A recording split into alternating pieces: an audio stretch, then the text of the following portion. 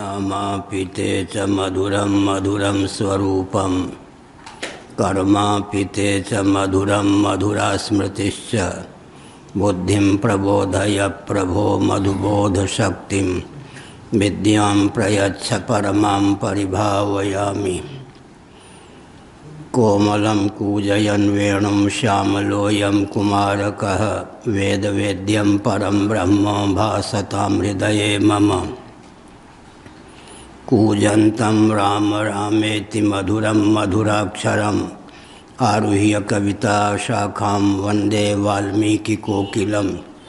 निगमकल्पतरोर्गलितं फलं शुकमुखादमृतद्रवसंयुतं पिबत भागवतं रसमालयं मुहुरहो रसिका भुवि भावुकाः। तृणादपि सुनीचेन तरोरपि सहिष्णुना अमानिना मानदेन कीर्तनीयः सदा हरिः। नारायणाखिलगुरो भगवन्नमस्ते शिवाय नमः। शिवलिंगाय नमः। तन्मे मनः शिवसंकल्पमस्तु। सर्वे भवन्तु सुखिनः। श्री राम जय जय राम।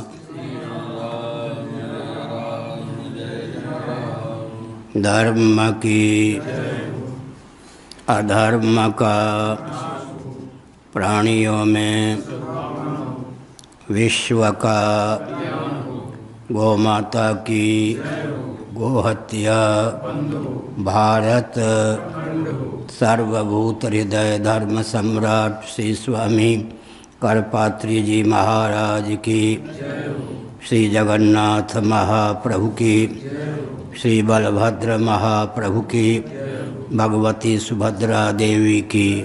हर हर महादेव। गोविंद जय जय गोपाल जय जय।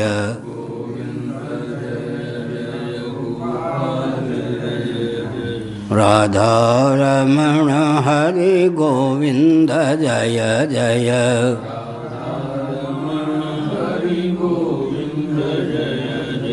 श्री कृष्ण गोविंद हरे मुरारे।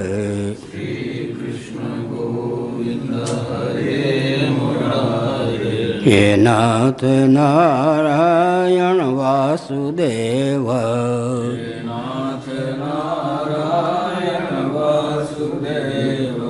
गोविंद जय जय गोपाल जय जय।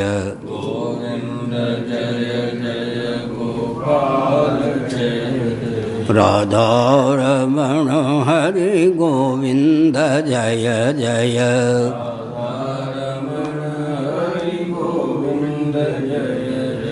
गोविंद जय जय गोपाल जय जय।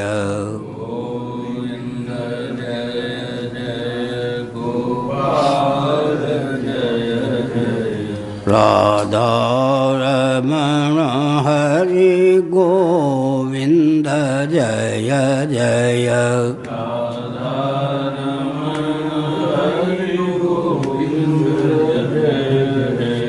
गोविंद जय जय गोपाल जय जय।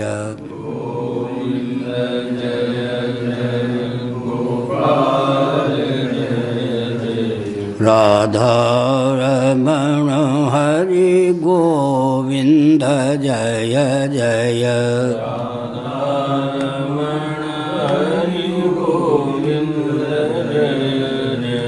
श्री वृंदावन बिहारी लाल की जय। नमो माधव्य शंभो शिव शिव शिव शिव शिव शिव नारायण नारायण नारायण।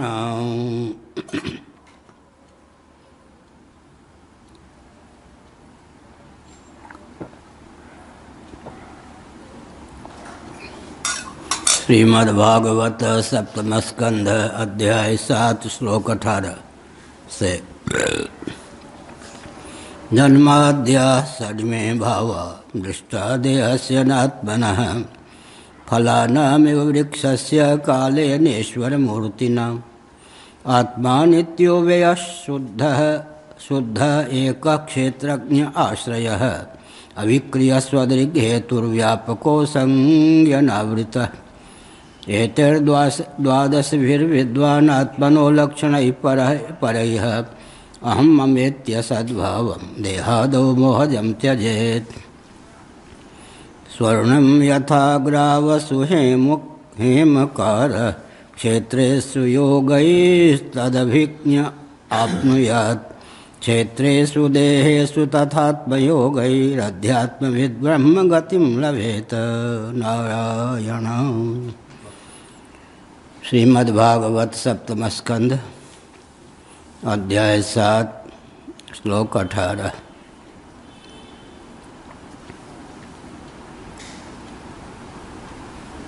काल ईश्वर मूर्ति मान्य है, काले न ईश्वर मूर्ति न।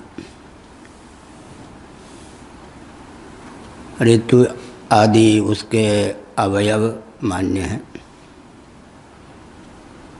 काल के योग से वृक्षों के फल लगते हैं, स्थित रहते हैं, बढ़ते हैं, पकते हैं, क्षीण होते हैं और नष्ट भी हो जाते हैं। ये षड्विध भाव विकार हैं। तद्वत् शरीर भी षड्विध विकारों से ग्रस्त है, युक्त है, परंतु इसका दृष्टा साक्षी अधिष्ठान स्वरूप आत्म तत्व सर्वथा असंग है। षड्विध भाव विकारों की गति आत्मा में नहीं है, यह अभिप्राय है। काले न ईश्वर मूर्ति न। कल समय की सीमा में इस सूत्रात्मक वचन की व्याख्या की गई। ईश्वर रूप ही यहाँ काल को माना गया है। यह काल का सबसे उत्कृष्ट लक्षण है, स्वरूप लक्षण है। कलयति प्रकाशयति। कल हमने कहा था कलनात्मिका शक्ति अवच्छिन्न चैतन्य का नाम काल है। कालः कलयता माम, भगवद गीता। जगत के निमित्त कारण जो परमात्मा हैं वे ईक्षण करता हैं। तदैक्षत बहुश्याम प्रजाएय, इसलिए उनको कालात्मक माना गया है। कालश्च हेतुश्च। श्रीमद्भागवत के 11 स्कंध में भगवान को काल और हेतु इन दो शब्दों के द्वारा ख्यापित किया गया है। श्रीधरी टीका के अनुसार काल निमित्त कारण और हेतु उपादान कारण सिद्ध है। भगवान ही जगत के निमित्त और उपादान दोनों कारण सिद्ध हैं। इसका अर्थ यह हुआ कि भगवान जगत बनते भी हैं, जगत बनाते भी हैं, लेकिन अनिर्वचनीय माया शक्ति के द्वार से। मैंने यह भी संकेत किया कि एक ही भगवत तत्व, परमात्मा तत्व या ब्रह्म तत्व त्रिगुणमयी अनिर्वचनीय माया शक्ति के योग से स्वयं को महासर्ग के प्रारंभ में जीव ईश्वर जगत, जीव जगत जगदीश्वर 3 रूपों में ख्यापित करते हैं। जीव भी भगवान ही, जगत भी भगवान भी ही, जगदीश्वर भी भगवान ही। एक को 3 रूपों में उद्भासित करने वाली अनिर्वचनीय त्रिगुणात्मिका माया शक्ति है। एक के योग से एक 3 रूपों में परिलक्षित हो, यह तो बहुत चमत्कृति है। तो इसका उत्तर यह है कि गुणक्षोभ के पश्चात विशुद्ध सत्व प्रधाना जो प्रकृति है जिसे माया कहते हैं, सरस्वती रहस्योपनिषद के अनुसार, पैंगलोपनिषद के अनुसार, उसके योग से भगवान सर्वज्ञ, सर्वशक्तिमान, सर्वव्यापक जगदीश्वर के रूप में अभिव्यक्त होते हैं। विशुद्ध सत्व के योग से परमात्मा जगत के रूप, जगदीश्वर के रूप में स्वयं को ख्यापित करते हैं। मलिन सत्व के योग से, जिसको अविद्या भी कहते हैं, स्वयं को जीव के रूप में ख्यापित करते हैं। और तमः प्रधान प्रकृति के योग से स्वयं को जगत के रूप में ख्यापित करते हैं। माया पर अविद्या दो एक ही प्रकृति है, लेकिन त्रिगुणात्मिका होने के कारण महासर्ग के प्रारंभ में गुणक्षोभ के पश्चात स्वयं को 3 रूपों में उद्भासित करती है। विशुद्ध सत्व के योग से भगवान सच्चिदानंद स्वरूप पर ब्रह्म जगदीश्वर के रूप में अभिव्यक्त होते हैं। मलिन सत्व, जिसको अविद्या भी कहते हैं, उसके योग से जीवों के रूप में व्यक्त होते हैं। तमः प्रधाना प्रकृति के योग से जगत के रूप में स्वयं को अभिव्यक्त करते हैं। जीव अनेक एक श्रीकंता। तुलसीदास जी महाभाग ने लिखा, श्रीकांत परमात्मा तो एक हैं, लेकिन जीव अनेक क्यों हो गया? विशुद्ध सत्व गुण प्रधाना प्रकृति एक है, अतः उपाधि के एक से उपहित की एक रूप में अभिव्यक्ति मान्य है। मलिन सत्व गुण में तारतम्य है, अतः उपाधि के नानात्व से उपहित जीवों में नानात्व सिद्ध है। जीव अनेक एक श्रीकंता। मूल में जीव जगत जगदीश्वर का स्वरूप एक ही है, उसी को सच्चिदानंद वेदांत वेद्य ब्रह्म कहा जाता है। काले नेश्वर मूर्तिना, भगवान निमित्त कारण भी हैं, उपादान कारण भी हैं, जगत बनते भी हैं, जगत बनाते भी हैं। तदैक्षत सईक्षां चक्रे सो कामयत बहुश्याम प्रजायेय सर्वं खलिदं ब्रह्म तदात्मानं स्वयं अकुरुत वासुदेव सर्वमिति। इन वचनों के आधार पर सिद्ध है। बहुत उत्तम भाव है, ललित प्रसंग है, दर्शन साहित्य होता है। लोगों को गणित बहुत कठिन लगता है, लेकिन मुझे गणित में बचपन में, अभी भी विद्यार्थी ही अपने को मानता हूँ, गणित मुझे बहुत ही ललित लगता था। साहित्य अपने आप में है गणित, दर्शन भी अपने आप में साहित्य है।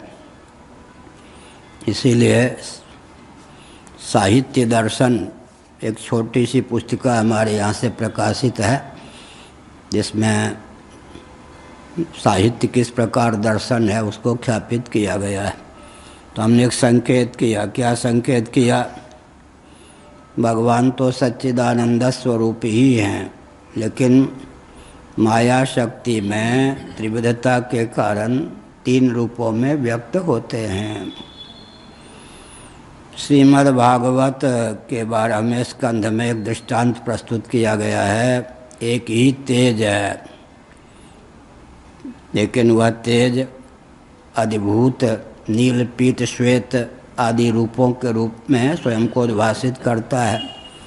तेजोनिष्ठ गुण विशेष होते हैं, नील पीत श्वेत इत्यादि रूप। अध्यात्म अतीन्द्रिय नेत्र इंद्रिय के रूप में भी तेज ही उल्लसित है। अधिदैव सूर्य के रूप में भी तेज ही उद्भूत है। तो रूप का रूप, नेत्र का नेत्र, सूर्य का सूर्य कौन है? तेज है। तेज के बिना रूप की सिद्धि संभव नहीं है, रूप के बिना भी तेज की सिद्धि संभव। तेज के बिना नेत्र की सिद्धि संभव नहीं है, नेत्र के बिना भी तेज की सिद्धि संभव। तेज के बिना सूर्य की सिद्धि संभव नहीं है, सूर्य के बिना भी तेज की सिद्धि संभव है। तो रूप अधिभूत है, विषय का नाम अधिभूत होता है। नेत्र करण है, अध्यात्म है, अनुग्राहक देवता का नाम सुर होता है। विषय करण सुर जीव समेता, सकल एकते एक सचेता, सबकर परम प्रकाशक जोई, राम अनादि अवधपति सोई। बहुत बढ़िया। ब्रह्मसूत्र में एक अधिकरण है, शंकर भाष्य सहित उसका अनुशीलन करके तुलसीदास जी ने इस पंक्ति की रचना की। बिल्कुल ब्रह्मसूत्र के एक अधिकरण का ही सारार्थ है यह।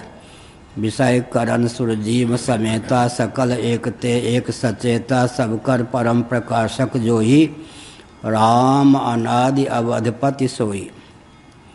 विषय अधिभूत, करण अध्यात्म, सुर अधिदैव। विषय उद्भासित हैं करण से, जैसे कि रूप उद्भासित है नेत्र से। लेकिन आरोहक क्रम से विचार करें तो प्रथम चेतन के रूप में अधिदैव को गिना गया है। अध्यात्म का अर्थ है करण, नेत्र इत्यादि करण। लेकिन इनमें चेतना शक्ति मंद है, न्यून है, इसलिए चेतन के रूप में इनकी उद्भावना वेदांतक प्रस्थान में नहीं है। भगवत पाद शंकराचार्य महाभाग शिवावतार ने अपने भाष्यों में आरोहक क्रम से प्रथम चेतन अधिदैव को माना है। विषय करण सुर, सुर का अर्थ है अधिदैव, करण का अर्थ है अध्यात्म, विषय का अर्थ है अधिभूत। ये 4-5 दिनों तक हमें स्मरण है कि इसी सत्र में कोरेना की कृपा से हमने इस वचन की व्यापक व्याख्या गुरुओं की कृपा से की थी। अभी केवल सूत्र रूप में स्मरण दिलाने की भावना है। करणग्राम अधिदैव से उद्भासित है। करुणग्राम का उद्भासक अधिदैव तत्व है। करण के भेद से अधिदैव में भेद प्राप्त है। विषय के भेद से करण में, करण के भेद से अधिदैव में भेद की प्राप्ति है।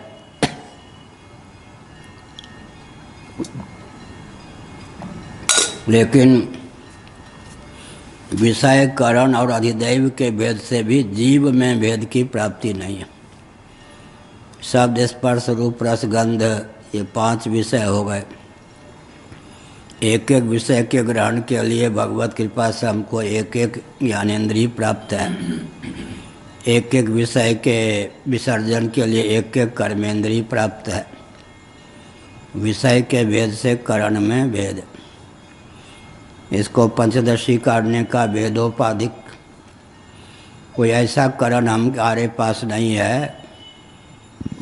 मालपुआ, रबड़ी, कचौरी, ये सब परांठे, खाजा खाने वाले जानते होंगे, बिस्कुट हमारे पूर्वाचार्य कहते विष के कूट पर्वत, बिस्कुट विष के कूट, बिस्कुट, विष के कूट बने पर्वत, चित्रकूट की तरह। तो क्या हुआ जी? विषय के भेद से करण में भेद हो गया। 5 ज्ञानेंद्रियां हैं, एक एक ज्ञानेंद्रिय के माध्यम से एक एक विषय का भेदोपाधिक। कोई ऐसा करण हमारे पास नहीं है कि इस 5 विषयों का ग्रहण कर ले। कोई खाजा को हाथ में पकड़ता है, ऐसे कुछ अंश उसको मुंह में उसका ले जाता है, कट शब्द के रूप में खाजा परिणत है। स्पर्श के रूप में भी है ही, रसनेंद्रिय के द्वारा और हाथ के द्वारा उसके स्पर्श का ग्रहण होता है। नेत्रों के द्वारा उसके रूप का ग्रहण होता है। रसनेंद्रिय के द्वारा उसके रस का ग्रहण होता है। नासिका के द्वारा उसके गंध का ग्रहण होता है। कोई ऐसा करण हमारे पास नहीं है कि खाजा में जो शब्द स्पर्श रूप रस गंध 5 हैं उनका ग्रहण हो जाए। एक बार श्यामा शरण जी पूज्य स्वामी अखंडानंद महाराज के सानिध्य में आनंद वृंदावन में बोल रहे थे। बार बार वो एक मिठाई का नाम ले रहे थे। स्वामी जी ने समझ लिया कि इनको मिठाई बहुत पसंद है संकेत करके बनवा के उनके पास भेज दिया। श्यामाशरण जी को बहुत आश्चर्य हुआ, क्या बात, वो नैयायिक अच्छे थे, हमारे मित्रों में थे, दिवंगत हो गए। स्वामी जी ने कहा है कि श्यामाशरण जी कोई मिठाई दे आओ। अगर मिठाई वो प्यारी न होती तो इतने बार क्यों नाम लेते प्रवचन में। इसका मतलब मुझे खाजा पसंद है ये नहीं अपने हो रहा है खाजा, मैं अपनी हो रहा हूँ राजा वो खाजा है तो खाजा रहे, राजा है तो राजा रहे। इसका मतलब दीर्घ सस्कुली का उदाहरण दिया हमारे मधुसूदन सरस्वती महाभाग ने भक्ति रसायन नामक ग्रंथ में। दीर्घ सस्कुली, कुछ अंश खाजे का, मिठाई का, मालपुए का अंदर हो, कुछ हाथ में ऐसे पकड़े हों तो दांत से कट शब्द के रूप में उसका ग्रहण हो गया। रसनेन्द्रिय के द्वारा, हाथ के द्वारा स्पर्श के रूप में उसका एक अंश चला गया। नेत्रों के द्वारा रूप के रूप में उसका एक अंश उद्भासित हुआ। रसनेन्द्रिय के द्वारा रस का ग्रहण हुआ। नासिका के द्वारा गंध का ग्रहण हुआ। एक इंद्रिय हमारे पास नहीं जिसके माध्यम से पांचों विषयों का एक कालावच्छेदन ग्रहण हो जाए। ये हो गए विषय। फिर करण, विषय के भेद से करण में भेद, करण के भेद से अनुग्राहक देवता में भेद, दिक् इत्यादि, श्रोत्रेंद्रिय के देवता दिक् आदि, इस प्रकार से। लेकिन पते की बात यह है कि वो पूज्य स्वामी खन्ना जी महाराज की याद आ गई। जब मैं प्रवचन में पते की बात नहीं बोलता 5-7 दिन, तो कहते तो वो वाक्य कहाँ चला गया आपका पते की बात यह है कि वो बहुत विनोदी थे। अपनी गोष्ठी में कहते थे कि दंडी स्वामी को पते की बात है, यह वाक्य बहुत बढ़िया है। जब 5-7 दिन नहीं बोलते हैं तो मैं याद दिला देता हूँ पते की बात यह है कि विषय के भेद से करण में भेद, करण के भेद से अधिदैव में भेद होने पर भी जीव में भेद की प्राप्ति नहीं है। और जीव के भेद से फिर जगदीश्वर ब्रह्म में, जगदीश्वर में भेद की प्राप्ति नहीं है। निरुपाधिक धरातल पर जीव जगत और जगदीश्वर तीनों का मौलिक स्वरूप एक है।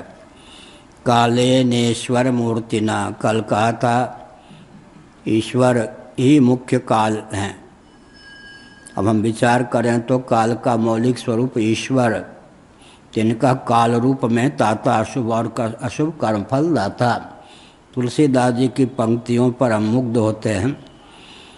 नाना पुराण निगमागम सम्मतम यत्, श्रीमद् भागवत के अध्याय को उन्होंने गिने चुने शब्दों में, दोहा में, छंद में कैसे पिरो दिया। रामायण का आस्वादन भी वही ठीक से कर सकते हैं जिनको श्रीमद् भागवत इत्यादि सधे हैं। तुलसीदास जी ने कितने भावों को कहाँ से लेकर अपने शब्दों में, वाक्यों में ढाल दिया। यह है यही काले न ईश्वर, तिनका शुभ और अशुभ कर्मफल दाता। श्रीमद् भागवत के 11 स्कंद में बहुत अच्छा, जिनका काल रूप में ताता।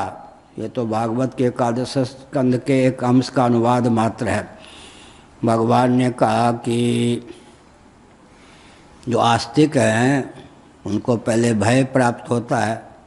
अभयम की घाटी तो बाद में होती है, पहले डरना तो चाहिए ना क्या शास्त्र की सीमा में जब हम भयभीत नहीं होते तो अभय पद कैसे प्राप्त करेंगे। एक थे doctor Dayanand ji, civil surgeon रहे थे मुजफ्फरनगर उत्तर प्रदेश में, बड़े विनोदी थे। उन्होंने कहा महाराज यह मत कहा करिए कि आत्मा अमर है, अजर है, अछेद्य, अभेद्य है। हमने कहा क्या हो गया, इससे परहेज क्यों है। इससे और व्यक्ति आक्रामक बन जाएंगे, विप्लव हो जाएगा। हमने कहा बताओ कैसे। महाराज वो ट्रेन आती रहती है, ट्रेन को यूँ हाथ देते हैं और चले जाते हैं, कट जाते हैं। अब उनको आत्मा अमर है कहने की क्या आवश्यकता हो, तो अमर है, अपने को मानते ही हैं बढ़िया कहा है। फिर कहते हैं कि मैं ड्राइवर नहीं रखता, अवकाश प्राप्त हूँ, धन कम है, ईमानदारी से जीवन व्यतीत किया है, स्वयं चलाता हूँ। रिक्शा वाला मुझको हाथ देता रुको, पैदल व्यक्ति रिक्शे वाले को हाथ देता रुको। यहाँ सब के सब महाराज अपने को अच्छेद्य अभेद्य मानते हैं। अगर आप कहेंगे कि आत्मा अच्छेद्य अभेद्य तो ये और वज्र हो जाएंगे, इसलिए ये मत कहा करिए। हम मुस्कुरा देते और क्या करते, इसीलिए कहा। तो भगवान ने बहुत अच्छा तथ्य उद्भाषित किया, जो आस्तिक है पहले भय तो चाहिए ना। गोपांगनाएं पतिव्रता थीं, फिर श्री कृष्ण को परम पति समझकर जो उनमें उनकी प्रीति हुई, उसकी सराहना है ना। आर्य धर्म में प्रतिष्ठित व्यक्ति, मर्यादा के समय में हम प्रतिष्ठित व्यक्ति जब सर्वधर्मान परित्यज्य, वो भी तो धर्म है। लोग कहते हैं भगवान ने कह दिया सर्वधर्मान परित्यज्य, आगे क्या है, ये तो धर्म्यामृतमिदम, सर्वधर्म का परित्याग भी धर्म की सीमा में है या नहीं। क्या संन्यास जब लेता है व्यक्ति तो संन्यास माने त्याग ही है, लेकिन सन्यासियों के भी धर्म हैं या नहीं। सर्वधर्मान परित्यज्य के आगे क्या है, ये तो धर्म्यामृतमिदम यथोक्तम पर्युपासते, वह भी तो धर्म है ना।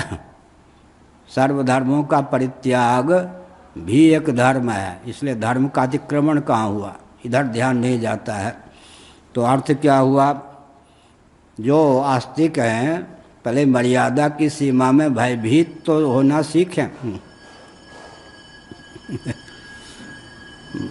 मर्यादा की सीमा में भयभीत होना तो सीखें, भय तो लगे।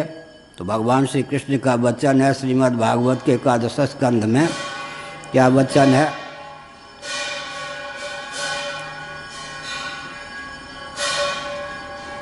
नीचे भव को देखकर भक्त को भय लगता है। भव को देखकर भय लगेगा या नहीं, फिर मैं चंगुल में फंस न जाऊं। जड़ भरत भी संग से बचते थे, मृग में आसक्ति के कारण मुझको मृग भरत बनना पड़ा। अब मैं कहीं फिर फिसल ना जाऊं मृग भरत। नीचे जगत भय देता, ऊपर काल जासु को दंड, जिनका काल रूप में ताता ऊपर मेरी ओर देखते हैं तो भगवान दंड ना दें, यमराज के रूप में नरक ना भेज दें। यह है नीचे भव ऊपर भगवान, दोनों से भय लगता है वेददर्शी को। आस्तिक हो तो नीचे भय किससे लगता है, भव से, ऊपर भगवान से। भगवान हमको दंडित न करें और भव हमको खा न जाए, निगल न जाए। जब एकत्व विज्ञान हो जाता, पहले भय तो भयभीत होना तो सीखें। विवेक जी सुन रहे होंगे, बहुत से विवेक हैं, विवेक वाजपेयी जी नहीं, मिश्र जी आदि, हमको उपदेश देने लग गए, ये करना चाहिए वो करना चाहिए। भवंडर हमको डांट दिया फ़ोन से, अरे राम, अभी लोगों का उद्धार कैसे होगा। नज़रों से जो गिर जाए शायद ही संभल पाए, बड़ी विकट है। हम सादे वेश में रहते हैं, ठीक है, लेकिन ये सोचना चाहिए हमारी दृष्टि से गिरने का अर्थ क्या है, सैकड़ों जन्मों के लिए भटक जाना। हम किसी को शाप नहीं देते, सबका मंगलमय हो, लेकिन एक विचित्र बात, जिसको सीखना चाहिए वो सिखाने आ जाता है। जब हम तो हर से शिक्षा लेते हैं दत्तात्रेय जी की शैली में, चटाई खटाई, कोई गाली दे दे उससे भी शिक्षा ले लेता हूँ। लेकिन विचार करना चाहिए कि हम चांदी के आसन सिंहासन पर नहीं बैठते, छत्र चंबर नहीं रखते, सामान्य से सामान्य सन्यासी के रूप में रहते हैं। इसका मतलब बुद्धू थोड़े हैं क्या? बुद्धू तो नहीं है ना। तो ये ताम झाम देख कर के जो आस्था रखते हैं, उनकी आस्था क्या है। इसीलिए सादे वेश में भी अगर हम शंकराचार्य इस रूप में कोई पहचानेगा तब तो अनुशासित होगा। अब स्थिति है, वो भी बच्चा ही है, विवेक हो, कोई बहुत से विवेक हैं, विवेक वाजपेयी जी ने, बहुत से मिश्र दुबे आदि भी विवेक हैं। हमने संकेत क्या किया, संकेत यह किया कि विचित्र बात यह है, जो ताम झाम से नहीं रहता, प्रायः बहिर्मुख अनुगत व्यक्ति भी उसको बुद्धू ही समझते हैं। ऐसा नहीं। इसलिए महात्म्य ज्ञान का अपवाद नहीं। भागवत में लिखा है, गोपांगनाएं भगवान श्री कृष्ण के बहुत सन्निकट थीं, लेकिन लिखा है महात्म्य ज्ञान का अपवाद नहीं था, महात्मा ज्ञान से परिचित थी। न खलु गोपिका नंदनो भवान अखिल देहिनाम अंतरात्मदृक्, मैं जानती हूँ मेरे सखा के रूप में, प्राणवल्लभ के रूप में आप स्वयं को उद्भासित करते हैं, लेकिन आप कौन हैं? न खलु गोपिका नंदनो भवान अखिल देहिनाम अंतरात्मदृक्। देवर्षि नारद ने, नारद भक्ति सूत्र का वचन है, महात्म्य ज्ञान से संपन्न। इसीलिए अर्जुन ने क्या कहा? भगवान का विराट स्वरूप देखने पर क्या कहा? विहार शय्यासन भोजनेषु। भगवान क्या करते हैं जब अवतार लेते हैं तो उनको चतुर्भुज वाला, द्विभुज संहारक भगवान ब्रह्मा विष्णु महेश के रूप में लोग देखेंगे तो अवतार लेने का प्रयोजन ही शांत हो जाएगा। लोग डरेंगे, बहुत परहेज करेंगे। इतने ऐश्वर्यवान जगत की संरचना करने वाले तो अवतार, इसलिए भगवान मुग्धा नाम की शक्ति डाल देते हैं। तो अर्जुन ने जब विराट स्वरूप भगवान का देखा तब क्या कहा? अकेले में रहे हों तो, बीच में रहे हों तो, कभी हास परिहास में मैंने जो आपको मनुष्य मानकर कुछ कह दिया, सखा मानकर कह दिया, तो फिर क्या कहें? वो सब क्षमा कीजिए। बहुतों को लत होती, अरे बाप बाप रे तो अर्जुन ने सोचा, अरे बाप रे, ये जिनको मैं अपना सखा समझता वो विराट स्वरूप हैं। तो क्या अर्थ हुआ? व्यवहार में सख्य इत्यादि रस की उद्भावना के लिए भगवान भी घुल मिल के रहते हैं। श्रीमन नारायण के रूप में ही रहें तो वात्सल्य भाव की अभिव्यक्ति कैसे हो? यशोदा जी हों, कौशल्या जी हों, जब भगवान केवल पूर्व वरदान का स्मरण दिलाने के लिए चतुर्भुज के रूप में, बाल गोपाल अद्भुत, लेकिन चतुर्भुज के रूप में प्रकट हो जाते हैं तो तजहु तात्या रूपा की जैसे सुलीला रोदन ठाना। इसका मतलब भगवान भी लोगों को हमारे ऐश्वर्य के कारण दूरी न प्राप्त हो इसलिए घुल मिल जाते हैं। फिर भी जो भक्त होते हैं वे भगवान के स्वरूप को ध्यान में रखते हैं। जन्माद्या, इसलिए काले नेश्वर मूर्ति नाम, भगवान क्या है? काल स्वरूप हैं। काल का अर्थ यहाँ पर दंड देने वाले नहीं, यहाँ पर काल का अर्थ है ईक्षण कर्ता, निमित्त कारण भगवान हैं जगत के, उपादान कारण भी हैं। तो भगवान ही प्रथम काल हैं। काल का मौलिक स्वरूप भगवत तत्व ही है। कलयति प्रकाशयति तथैक्षत सईक्षण चक्रे सो कामयत। इन श्रुतियों के आधार पर भगवान जब ईक्षण करता होते हैं तब उन्हीं को काल कहते हैं। एक विचित्र बात है, देश काल वस्तु विवक्षावसात इनमें विभाजन है। बहुत से पहली बार सुनेंगे यह तथ्य बहुत से व्यक्ति। एक ही वस्तु देश भी है, काल भी है, वस्तु भी है। इस ढंग से प्रतिपादन नहीं है लेकिन शास्त्र सम्मत है। हमारे पूज्य गुरुदेव हमको बहुत आशीर्वाद देते थे। क्यों देते थे मालूम है? उनकी कृपा से। अंदर से ही बोलता हूँ मैं, बनावटी नहीं बोलता। वो कहते थे तुम जो लिखते हो, बोलते हो, कहीं भी कोई शास्त्र से विसंगति नहीं मुझे लगती, लेकिन ढूंढने जाओ तो कहीं मिलना भी कठिन है। तो शास्त्रीय तथ्य को आत्मसात करके शास्त्र के प्रति आस्थान्वित होकर शास्त्र का नाम लेते हुए अपने शब्दों में जो उद्भासित करते वो अपूर्व होता है। ये पूज्य गुरुदेव के शब्द हैं, मेरे नहीं। वो कौन है? प्रशांत या कौन है? लखनऊ है या कहाँ का? उत्तर प्रदेश का सबकी समीक्षा करता रहता है। प्रयाग का, प्रयागराज का। ऐसे व्यक्तियों को हम जुड़ने नहीं देते। अपने पिता की भी समीक्षा करता, अपने पिता के गुरु काशी के कोई होंगे उनकी भी समीक्षा करता। समीक्षक बनने से किसी का वो कल्याण होता है क्या? मैंने संकेत किया ना विश्वामित्र पूजन जी का। वो वानप्रस्थ पत्नी समाप्त हो गई थी। उन्होंने मुझसे कहा देखो मेरा उद्धार नहीं हो सकता। क्यों? एक दिन बताया ना। उन्होंने कहा कि इतने ईमानदारी से मैंने काम किया, केंद्रीय ब्यूरो विभाग का मैं एसपी था कि एक कुटिया भी अपने पैसे से नहीं बना सका। पेंशन के इतने कम रुपये हैं, किसी तरह अपना जीवन निर्वाह करता हूँ, बाबा बन गया हूँ, लेकिन मेरा उद्धार नहीं हो सकता। हमने कहा क्यों नहीं हो सकता, इतनी ईमानदारी से। अरे जो आता ये पापी तो नहीं है, चोर तो नहीं है, हत्यारा तो नहीं है, डाकू तो नहीं है। पहली दृष्टि यही जाती क्या तो इतनी कलुषित दृष्टि हो गई। वेतन तो जो मिला मिला, ईमानदारी से काम किया, लेकिन गुप्तचर विभाग में काम करने के कारण मेरा उद्धार कितने जन्मों में होगा नहीं कह सकता। आगे जो उन्होंने कहा मैंने एक दिन बता दिया, तुमको भी देखकर मैं समझता था बाबा मैं उनसे भी पहले का था बाबा तो मैं उनसे भी पहले का था, बाद में उन्होंने घर छोड़ा, लेकिन मेरा स्वभाव था, वो ब्राह्मण थे, आयु में बड़े थे, मैं पाँव छूता था, बड़े प्रेम से आशीर्वाद देते थे। हमारे बाद जो बाबा हुए थे ब्राह्मण लोग, वानप्रस्थ इत्यादि, उनको भी मैं पाँव छू लेता था। मैं सन्यासी नहीं था, ब्रह्मचारी था, तो उनका आशीर्वाद ही तो मिलता था कि हमारा क्या मन बिगड़ता हो, उनका आशीर्वाद मिलता था। तो उन्होंने कहा कि इस जीवन में उद्धार कठिन है। दोष दृष्टि इतनी बन गई कि तुमको भी मैं समझता था एक छोटा सा बच्चा है, कहता है बस 10वीं में पढ़ रहा था, भग आया, इसके प्रवचन को एमएससी वाले सुनते हैं, गणितज्ञ सुनते हैं, ये झूठ बोलता होगा।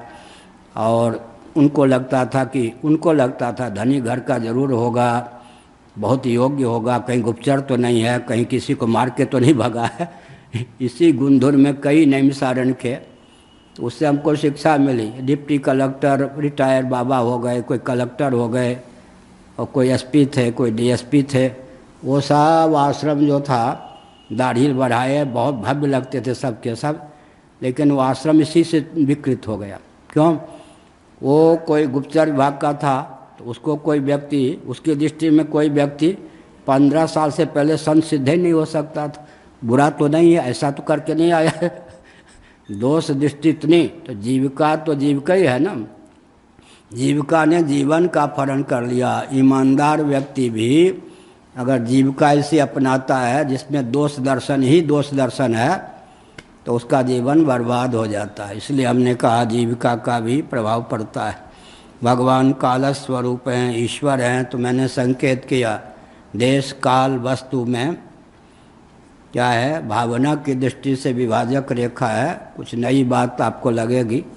हमने अभी जो ग्रंथ तैयार हो रहा है 1300 पृष्ठ लगभग हो गए, उससे कुछ ज़्यादा ही हो गए, अधिक हो गए लगभग। वो तो हो सकता है कि 1800 पृष्ठों तक चला जाए।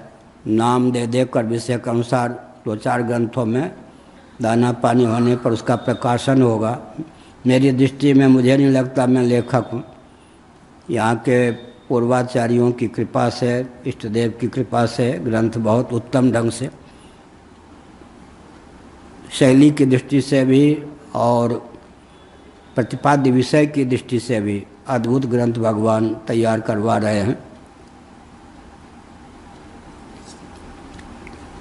देखिए अब ये पृथ्वी है, ये देश भी है, काल भी है, वस्तु भी है। पार्थिव प्रपंच जो वृक्षादि हैं उनके लिए वो देश है या नहीं पृथ्वी। उसी देश में पृथ्वी के एक भाग में उत्पन्न होते हैं, स्थित रहते हैं, वहीं जाकर समा जाते हैं, नष्ट हो जाते हैं। और काल है या नहीं, पार्थिव प्रपंच के लिए काल कौन है, पृथ्वी है या नहीं और पृथ्वी वस्तु है या नहीं। उपादान कारण जो है वही देश भी है, काल भी है, वस्तु भी है। एक ही वस्तु का नाम विवक्षावसात काल भी हो जाता है, देश भी हो जाता है, वस्तु भी है। पार्थिव प्रपंच के लिए देश कौन है, पृथ्वी, वही काल है और पृथ्वी वस्तु भी है। पृथ्वी के लिए देश कौन है, जल, वही काल है, वो जल वस्तु भी है। ऐसे विचार करें तो काल के भी काल कौन हो गए, परमात्मा। पार्थिव प्रपंच से ऊपर पृथ्वी, पृथ्वी का उपादान जल, जल का उपादान तेज, तेज का उपादान वायु, वायु का उपादान आकाश, आकाश का उपादान सन्निकट निर्विशेषता की दृष्टि से, बीजरूपता की दृष्टि से अव्यक्त, अव्यक्त का उपादान चिद्घन परमात्मा तत्व। तो परमात्मा ही काल हो गए या नहीं? सबके काल। कौन? देश भी एक ही देश, एक ही काल, एक ही वस्तु। अंत में भगवान जो हैं क्या हो गए? देश के भी देश, काल के भी काल, वस्तु के भी वस्तु हो गए, सर्वाधिष्ठान हो गए। वही सबके आश्रय होने के कारण देश हो गए, श्वेतर सबके संहारक होने के कारण काल भी हो गए, और अवशिष्ट रहने के कारण वस्तु भी रह गए। एक ही वस्तु में तीनों भेद हो जाता। वस्तु वस्तु तो है ही, वह किसी के लिए काल भी है, किसी के लिए देश भी है। एक विचित्र बात है, जो जन्म देगा वही मारेगा। जिससे जन्म होगा, यतो वा इमानि भूतानि, पृथ्वी से पार्थिव प्रपंच का जन्म होता है, पृथ्वी से पालन होता है, पृथ्वी में ही जाकर संहार हो जाता है। इस दृष्टि से विचार करें, पृथ्वी क्या है? महाभारत के शांति पर्व में देश की परिभाषा क्या की गई? पृथ्वी। पृथ्वी का नाम है देश, उपलक्षण। पृथ्वी की दृष्टि से विचार करें तो जल का नाम है देश, जल की दृष्टि से विचार करें तो स्थिति स्थान, स्थिति स्थान का नाम देश, उत्पत्ति स्थान, स्थिति स्थान, समृद्धि स्थान का नाम देश। तो एक ही वस्तु देश भी है, काल भी है, वस्तु भी है। यह जन्माद्या षडिमे भावा दृष्टा देहस्य नात्मनः, दृष्टा देहस्य, ये सब षड्विध भाव विकारों से युक्त देह है, नात्मनः। कल मैंने एक संकेत किया था, फलानामि वृक्षस्य कालेनेश्वर मूर्तिना। फल लगते हैं वृक्ष में, कालक्रम से फल लगते हैं। काल बहुत बढ़िया, फल कब लगेगा? ये भी है, एक गुण भी है, एक दोष भी है।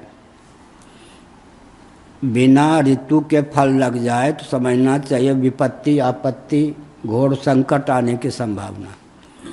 लेकिन तुलसीदास जी ने इसको गुण के रूप में भी लिया। तो भगवान राम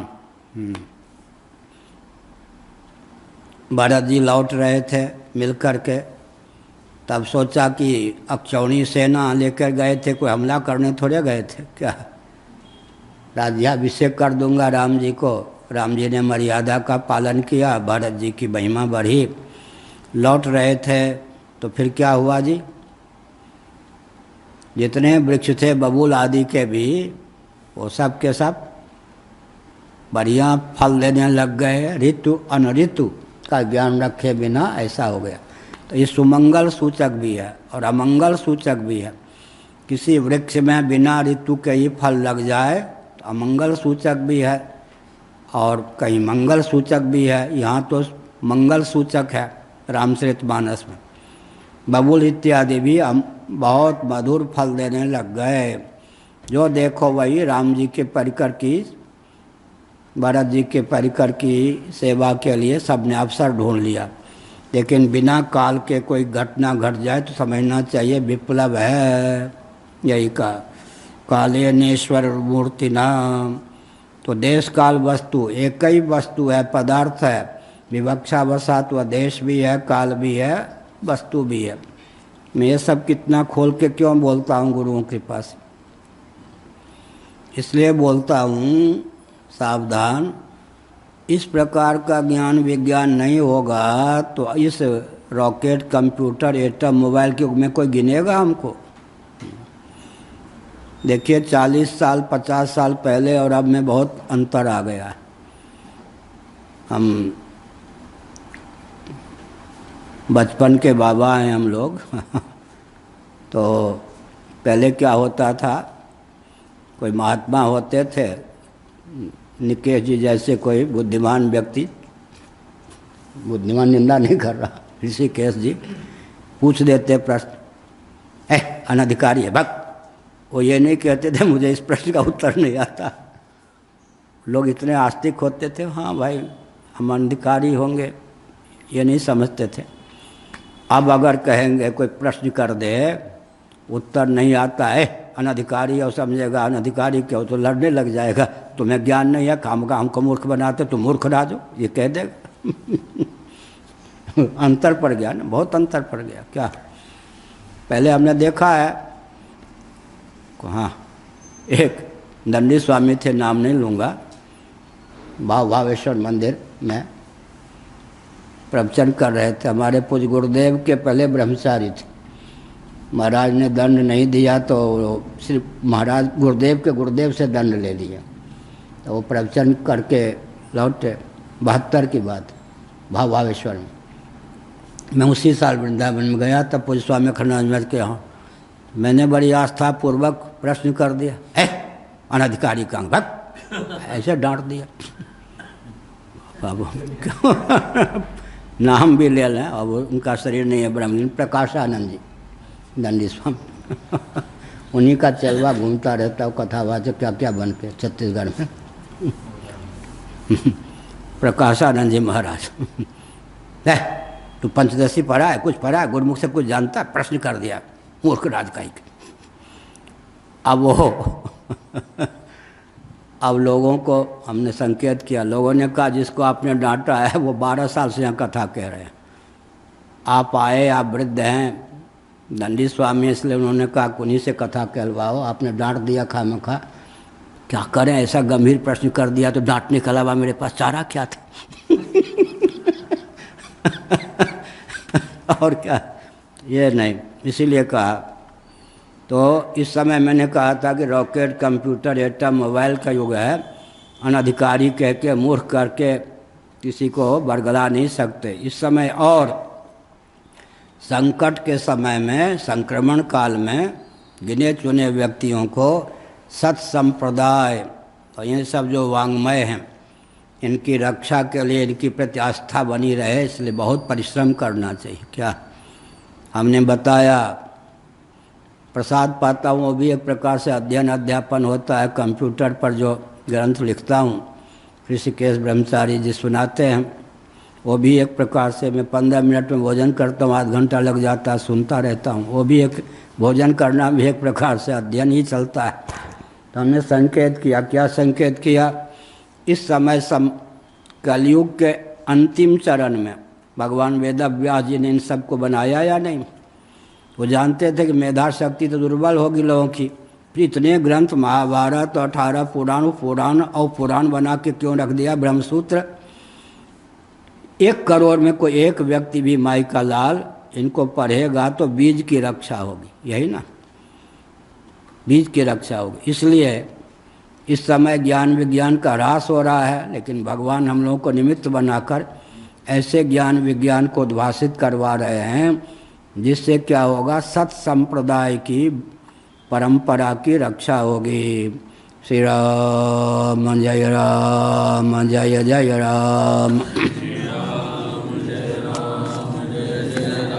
हर हर महादेव। शंकराचार्य भगवान की जय हो, धर्म की जय हो, धर्म का नाश हो, प्राणियों में विश्व का कल्याण हो, गौ माता की जय हो।